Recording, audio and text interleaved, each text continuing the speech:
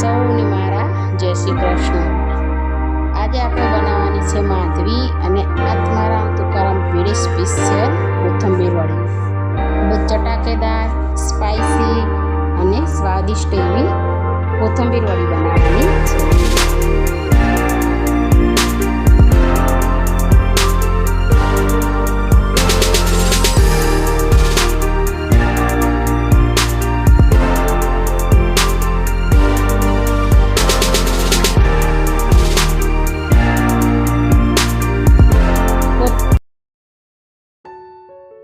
ચણાનો લોટ લેવાનો છે, એટલે કે ચણાનું બેસન 1.5 વાટકી, 1 વાટકી આખી અને 1 અડધી વાટકી આપણે ચણાનું બેસન લીધું છે, જેમાં આપણે અડધી વાટકી ચોખાનો લોટ ઉમેર્યો છે। ચોખાનો લોટ નાખીએ એટલે ક્રિસ્પી થાય। તેમાં આપણે નાખી છે આદુ, લસણ અને મરચાંની પેસ્ટ। તેમાં ઉમેર્યું છે આપણે આખી ધાણી જે આપણે ટીચી દીધી છે। પછી છે ધાણા જીરું 1 ચમચી।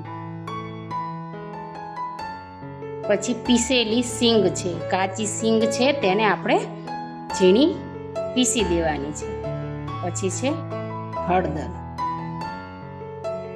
પછી લાલ મરચું પાવડર,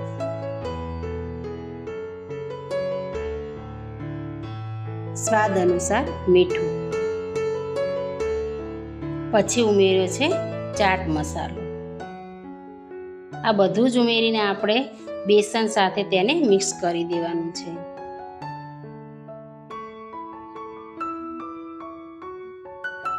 એમાં ઉમેરી છે આપણે 1 ગ્લાસ પાણી અને હવે આપણે બેસનને મિક્સ કરવાનું છે પાણી સાથે।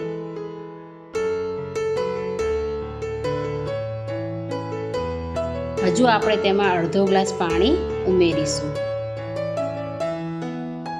બેસનને સારી એવી રીતે મિક્સ કરી દેવાનું છે। લોટની દળીઓ થવી જોઈએ નહીં। આપણે લીધી છે એક નાની પાલી છાશ।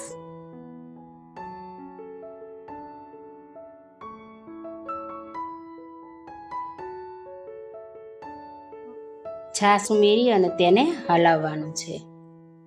આપણે અહીંયા સ્પાઇસી કોથંબીર વડી બનાવીએ છીએ, એટલે આપણે તેમાં ખાંડ ઉમેરી નથી, પરંતુ તમે તમારી સ્વાદ અનુસાર ખાંડ ઉમેરી શકો છો।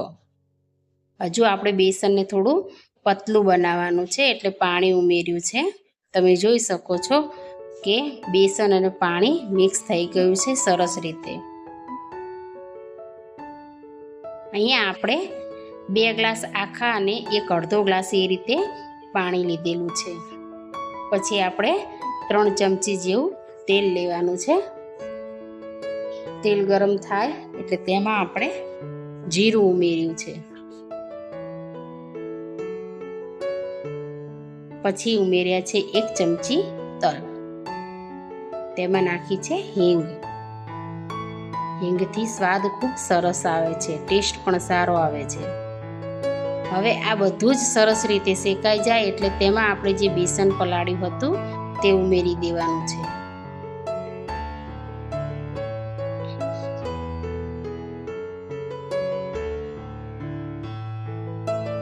ગેસની આંચ મીડિયમ ફ્લો પર રાખવાની છે, બહુ ધીમી પણ નહીં અને બહુ ફૂલ પણ નહીં। તમે જોઈ શકો છો કે એક જ દિશામાં અથવા તો બેસનને આપણે એક જ હાથે હલાવતા રહેવાનું છે।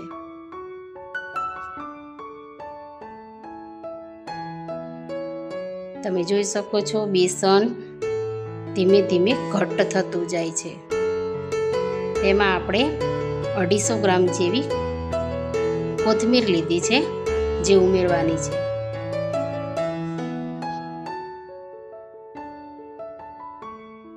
કોથમીરને તે બેસન સાથે મિક્સ કરી દેવાની છે। ધીમે ધીમે બેસન આ રીતે જે આપણે વાસણ લીધેલું છે એનાથી છૂટું પડતું જશે।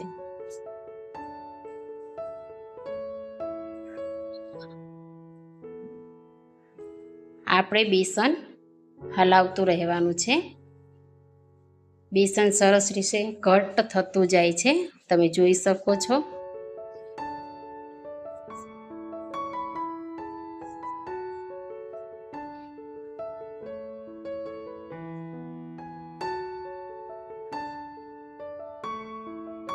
હવે બેસન સરસ કટ થઈ ગયું છે. તેને આપણે કોઈ પણ એક વાસણમાં તેલ અથવા તો ઘી લગાવીને તેમાં પાથરી દેવાનું છે.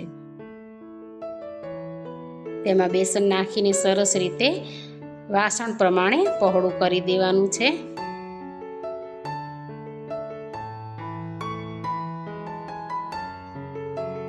પહેલા આપણે આ રીતે બેસનને પૂરા વાસણમાં પહોળું કરી દીધું છે. પછી તેના પર આપણે ચમચી અથવા તો ચમચો, જે તેલવાળો હોય અથવા તો ઘીવાળો હોય, એ રીતે ઘી અથવા તો તેલમાં બોળીને આ રીતે થાળીમાં ફેરવતું રહેવાનું છે. એટલે ઉપરથી કોથમીર વડી સરસ થઈ જાય છે. તમે જોઈ શકો છો.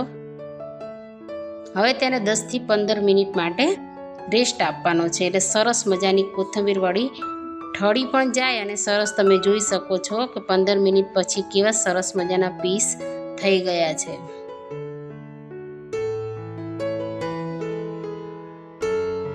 થાળીમાં પાથર્યા પછી 15 મિનિટ પછી આવી રીતે સરસ કોથમીર વડી દેખાય છે.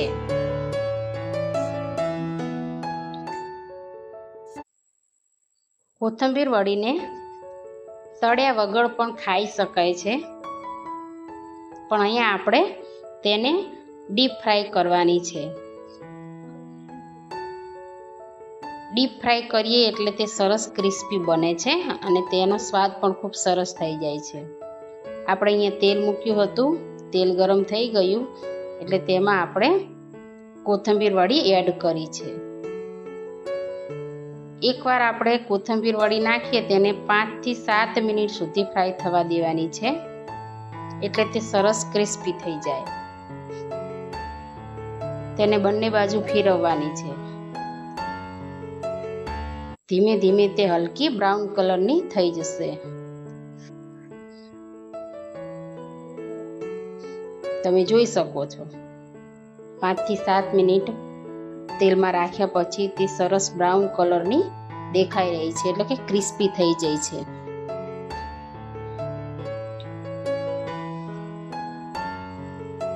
હવે આ કોથમીર વડીને આપણે બહાર કાઢી લઈશું. તો તૈયાર છે આપણી સરસ મજાની સ્વાદિષ્ટ એવી કોથમીર વડી. તેની સાથે આપણે પુદીના અને કોથમીરની ચટણી તૈયાર કરી છે અને બીજી છે લસણની ચટણી.